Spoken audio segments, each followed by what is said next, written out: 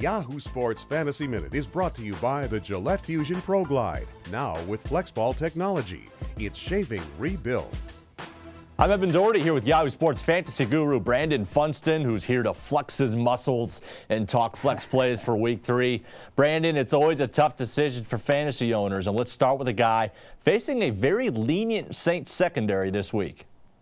Yeah, well, Greg Jennings, a guy like Minnesota, a lot of people are probably looking to cut him loose after he had 1 catch for 4 yards last week.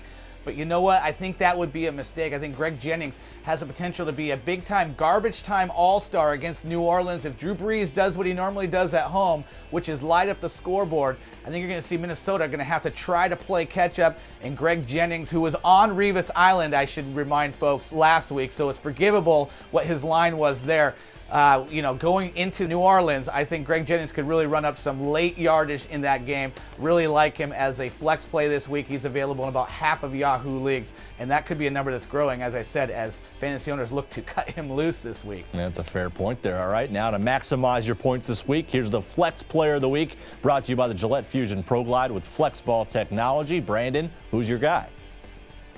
I got to go with Jonathan Stewart for the Carolina Panthers, going against a Pittsburgh Steelers run defense that is not our father's run defense here in Pittsburgh. Man, they've been terrible against the run. Second most rushing yards to the running back position so far.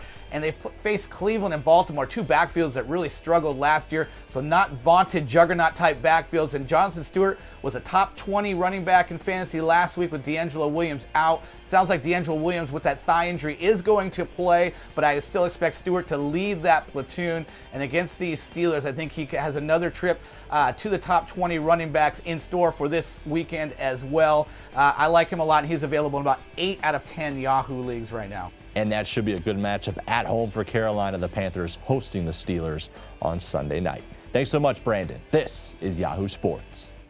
Yahoo!